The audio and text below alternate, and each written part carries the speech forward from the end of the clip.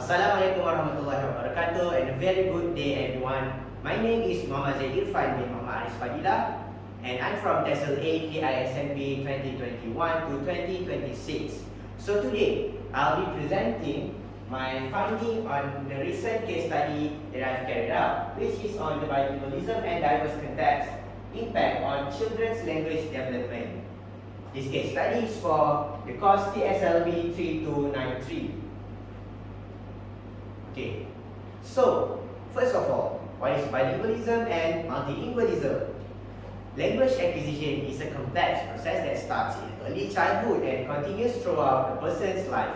In today's globalized world, bilingualism and multilingualism are increasingly common, with many children growing up exposed to more than one language from an early age. The ability to communicate effectively in multiple languages is essential for personal, social, and also professional development. Therefore, it is crucial to understand how children acquire and develop linguistic competence in multilingual contexts.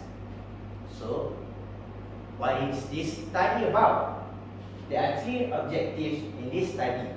The objective of the study is to identify and analyze the language acquisition and learning experiences of a bilingual or multilingual child between the ages of 5 and 10 and evaluate the impact of bilingualism, multilingualism, and different contexts on the child's language learning. The study aims to assess the communicative competence of the child and identify the influential factors that contribute to his or her language acquisition and learning. Through this research, the findings will provide insights to the significance of bilingualism and multilingualism in language learning and help inform language acquisition practices in diverse contexts. So, the background of the study. In my study, I focused on a child named Iman, which is 9 years old. The type of bilingualism identified is additive, compound, and simultaneous, which will be further explained in my presentation. She used to live in Kuala Lumpur, but then her family later moved to Putrajaya, and since she grew up in an urban area, English was more influential in her environment than those people in rural areas. Okay, so the methodology for my study, I spent several weeks recording a bilingual or multilingual child, which in this case, my subject, Iman, language use and her interactions with different types of language. I observed her communication with peers and people of different ages, and I recorded her interactions in a video.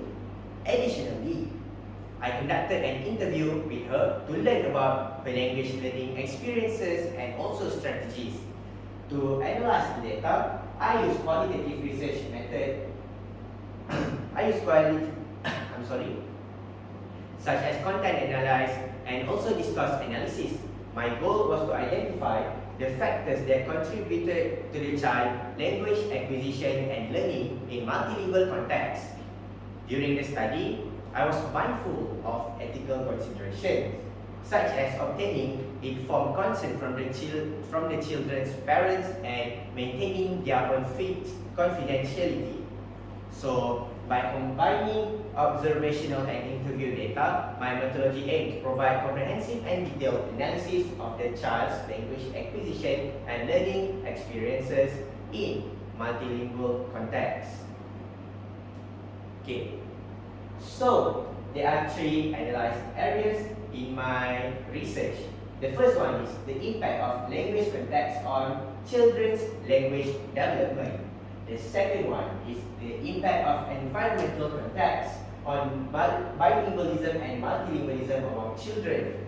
And the third area is language differentiation in children's communication, which is understanding how children use multiple languages.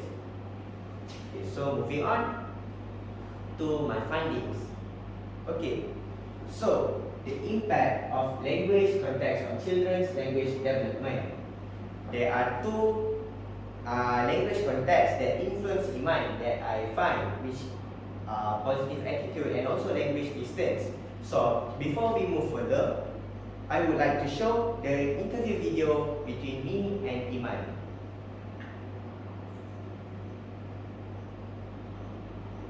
Okay, I would like to ask you a few questions. What is the language that you can speak? So, how do you learn English?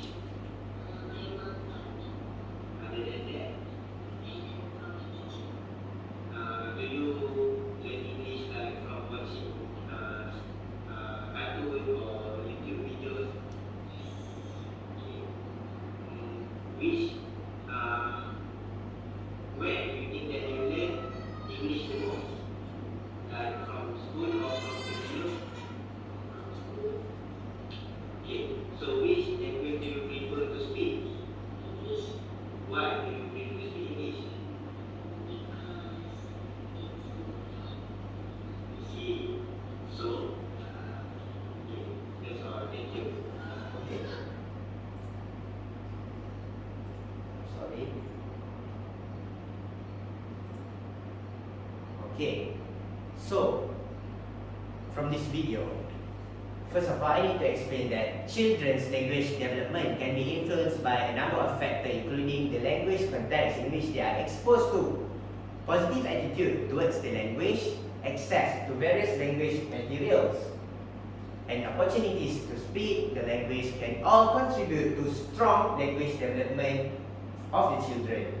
Studies in 2013 by Hoff have shown that children who are exposed to good language environment are more likely to have strong language development like Iman. Okay? So, from a young age, she has been exposed to a variety of circumstances since she was young that have made learning English so rewarding for her. She is praised, rewarded when she accomplishes something related to English, and even she enjoys using the language on her own, which will boost her motivation in learning it. So, the next point is language distance. Language distance is another factor that can affect children language acquisition because children may have more difficulty learning languages that are farther away from their original tongue. A study in 2013 by Bryce, Highland and Lou Williams stated that children may have trouble learning languages when they are farther away from their original tongue. In this case, Iman, her first language is Malay, which helps her acquisition of English. Since Malay and English are both members of the Austronesian language family, they share some vocabulary and syntax. Due to the similar word structures and grammar, Malay speakers may find it easier to learn English given the close language distance between the two languages. For example, the Malay word telephone is equivalent to the English word telephone based on the information acquired. Okay, I can identify that Iman is a simultaneous bilingual, meaning she has been exposed and has been developing proficiency in both Malay and English language from a very young age. She has been using both languages interchangeably and also has shown a strong level of fluency in both languages. It is important to note that the exact type of bilingualism can vary based on factors such as language proficiency levels, language use, and the age at which the individual was exposed to each language. However, from the information provided, it appears that I can conclude that Iman is a simultaneous bilingual. So, let's move to the second areas analyzed, which is the impact of environmental context on bilingualism and multilingualism among children. Okay, children who grow up in a language-rich environment that allows them to use and practice multiple languages are more likely to develop and maintain the proficiency in those languages. This has been established through a research by Howard in 2019. In Iman's case, the exposure to English from a young age has been significant impact on her English language proficiency. In fact, she prefers communicating in English rather than Malay, her first language, because she finds it more enjoyable, as told by herself in the interview video earlier. Studies have shown that a child's language development is significantly influenced by their environmental context, including social interaction, experiences, and also cultural norms, as stated by Rowe in 2012. A language-rich environment, the child exposes children to diverse experiences, and language models can promote the language development. Okay? In Iman's case, she learned English from a variety of sources, including her mother, cartoons, nursery rhymes, and also significantly from her school. This diverse exposure to the language in different contexts likely contributed to her improved language abilities. Okay? It is worth noting that children typically learn language through social interaction with peers and adults. The more opportunities they have to use and practice the language, the more quickly and accurately they can develop their language skills. Thus, a linguistically diverse environment that fosters social contact can be particularly beneficial for children's language development. So, I will show you a clip in the video before continuing my presentation.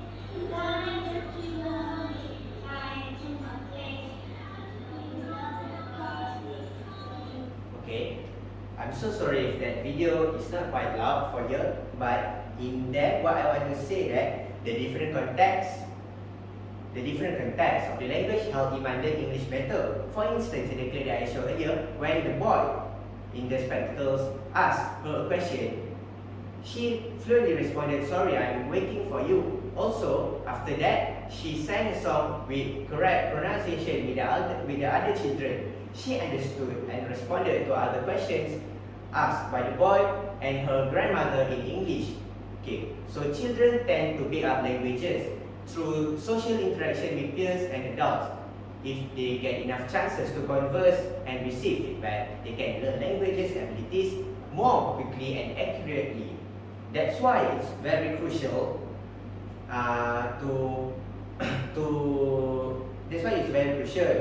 for children's language development to have a linguistically diverse environment to provide them and ample opportunities for social contact. Okay, so next we'll move on to the last area that I have analyzed, which is language differentiation in children's communication. Understanding how children use multiple languages. Okay, so children learn to differentiate between languages they use based on different areas.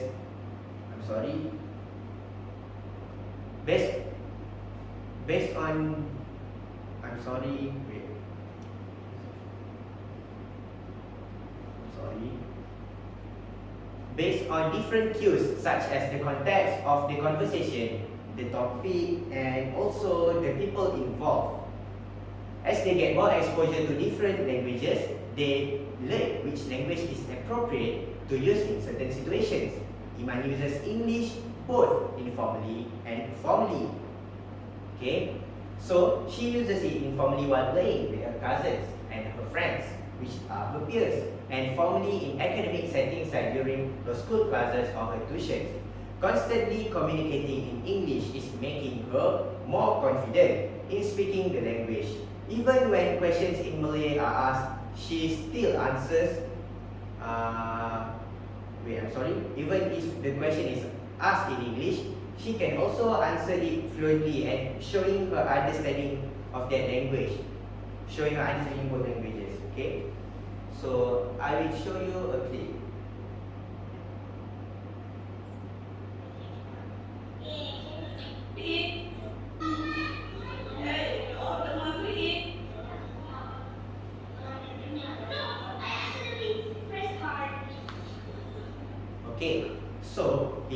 case, she prefers to use English when she is communicating with her peers like her friend and also her family members like cousins and brothers and sisters. But when she communicates with older people like her grandmother or her older cousin, she tends to use Malay because she is more shy to use English when communicating with older people. So from the video, when her grandmother asked her a question whether they wanted to eat or not, she responded by saying, "Tak nak, kita orang dah kenyang, Ma," in Malay. Okay, it is important to understand that children's language use is a dynamic process that influenced by various factors such as confidence and context. As such, it is crucial to support and encourage them in their language development. So, now I'll move to the conclusion. To summarize, creating a language-rich and positive environment is crucial for children's language development and acquisition of multiple languages. Providing them with various language materials and opportunities to speak the language can motivate them to learn that particular new languages. Exposure to diverse experiences and language models can also support their language development and help them to maintain proficiency in multiple languages. It's also important to note that the distance between the first and second language can influence greatly the language acquisition. Overall, this research underscores the importance of creating a positive language context and environment to promote bilingualism or multilingualism and foster children's language development. So, that's all for my presentation of this. That's all for my findings on this study. Thank you.